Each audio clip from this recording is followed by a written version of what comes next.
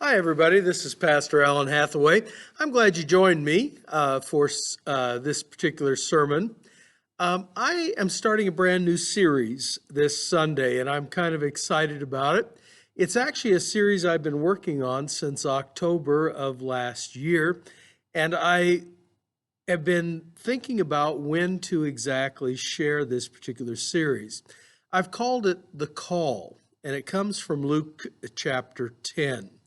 We'll be looking at verses 1 through 24. And I want to really explore several different thoughts with you over these next few weeks. The first one I want to talk to you about is the idea of fulfilling the mission of Christ in the world. And this particular Sunday, I'm going to be talking about the harvest call, and it will be coming from Luke chapter 10, verses 3 through 5. But following that, I want to talk to you a little bit about seeing the need around us. I want to also talk to you about serving where Christ has called us. And then I want to talk a little bit about that part that Christ calls us to in our lives that demands of us an understanding of what is really important in the mission. And then I want to kind of wrap it all up together by talking about the glory of Christ that is seen in us. So, this calling that we have as Christians is central to our faith. I thought about that in particular with the situation that we find in Luke chapter 10. Jesus is on his way to Jerusalem for the crucifixion and resurrection.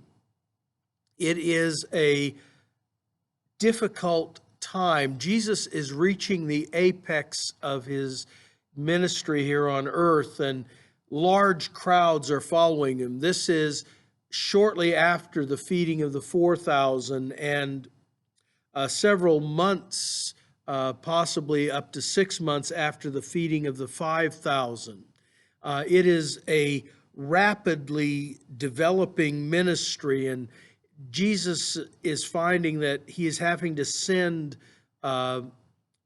emissaries to prepare room and prepare opportunities for him in ministry, because whenever he moves into a community, he has a huge number of people following him, and his own personal retinue of followers has swollen probably to well over 100 at this point. So it is a massive movement, and Jesus is understanding the complexity of that. He's already sent out the 12 apostles, and they have come back to him with their mission completed. And now he is calling others to serve as apostles. And Jesus didn't have just the 12 apostles, he had at least 72 apostles, and possibly he may have had upwards of 500 after his resurrection. But we know that at least 72 people were apostles, and that apostleship was an important responsibility. They had what was called potent plenarian authority. That means that they stood in the very sense of who Jesus was, and they were given the powers and the authorities of apostles to serve as his direct ambassadors in the world, and that is a powerful thing. They were given power to raise the dead, to heal the sick, to cast out demons, to prepare the way before him. And he basically gave them the authority that if they shook off the dust off of their feet toward a community, that judgment would be coming on that community. So these men had unique authority and power given to them by Christ. Paul would say later on that he was among this number in the sense that he was born out of due season as he talks about. And that's an interesting statement that the Apostle Paul makes. But these people were unique, but they have a mission that God extends even to us. And that is a mission to go into the harvest. He begins this thing by talking about the harvest, about this calling of the harvest. He has been stopping people along the way and asking them to join this apostles' corps. Some of them have given him excuses. Well, I've got things I've got to do. I've got family concerns. I've got other concerns. And other people have come to him and said, I want to join this. And Jesus has said, are you really willing to pay the cost of this? And so there's an interesting dynamic that's happening right here. And in this whole process, Jesus is telling his disciples again and again, particularly his inner core of disciples, I am going to Jerusalem to die. I am going to be crucified, and I want you to take up the cross and follow after me. So this is all in the moment of this dynamic thing that is happening.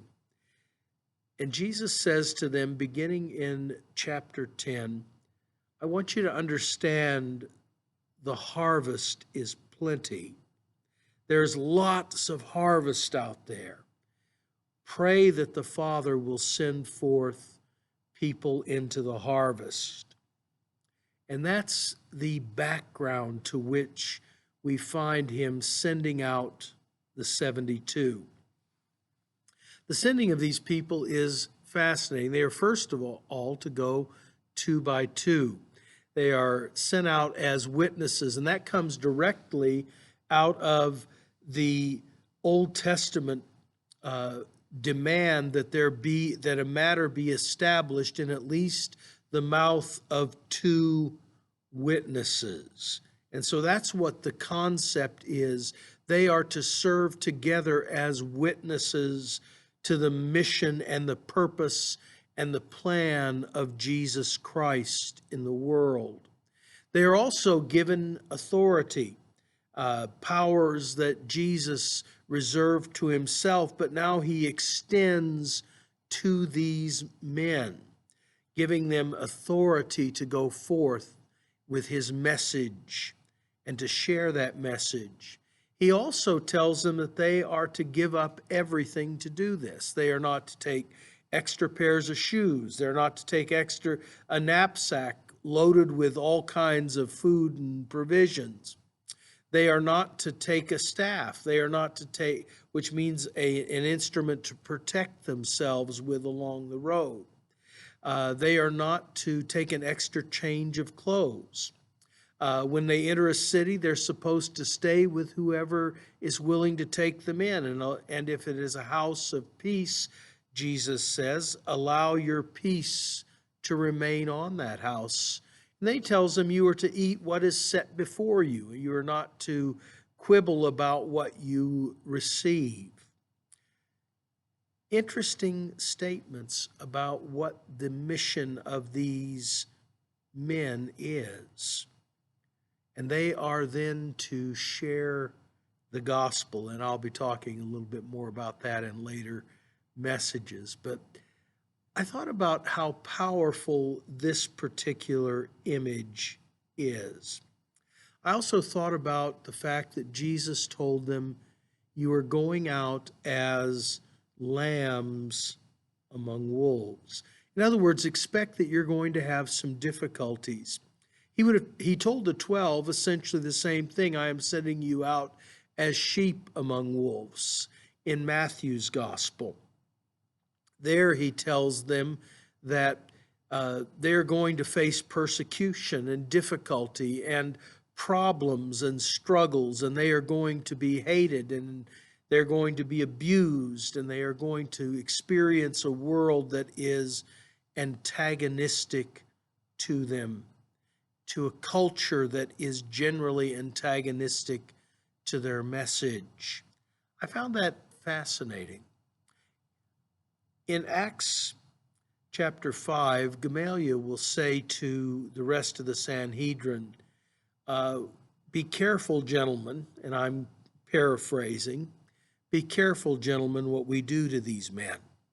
Because if what they are bringing to us is the message of God, then we will be found fighting against God, and whatever we do will not prosper, because if God's hand is on them, this will grow, and there is little that we can do to change that. Isn't that an interesting statement or an interesting thought that Gamaliel had for the Sanhedrin? It is a powerful testament to the Christian faith that no matter how much the Roman government threw at Christians, no matter how many of them they killed, no matter how many they brutalized, no matter how many they threatened, that by the year 200, it is estimated pretty accurately that 1 in 10 Roman citizens was a Christian.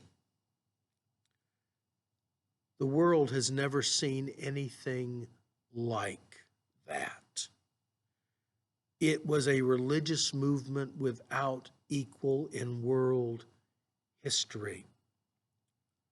By the year 300, it is estimated that a third of the Roman Empire was Christian. That's why Constantine in 313 felt comfortable allying himself with the Christian faith. What a transformation happened in just such a short time. In the middle of the 2nd century, a Roman writer would write about the Christians that they were a despised group of people in the Roman culture, and he argued that they were that contempt that the culture showered on them was well deserved. But he also admitted that they were tenacious in their faith, that they were a people that were hard to understand because they were committed to something that the Roman mind could not get its mind around. It could not understand what drove Christians. But what drove them was the calling of Christ into the harvest. They saw out before them a field of people that needed the message of Christ. They saw a culture that was dying and in need of resurrection. They saw a people whose lives were broken by sin and shame and failure. And they said, we have a message. We have hope for that. Christianity still has that hope. And the harvest is just as plenteous today as it was when Jesus sent out the 72. And we are just as able to change the world with the message of Christ. As a Christian, I'm excited about the future. Oh, we face difficulties. We face a culture that doesn't like us very much. We face a lot of different things. But just like our brothers and sisters over 1,800 years ago faced, we are still the ones who can change the culture because we are empowered by Christ. You have a wonderful day. We'll talk to you later.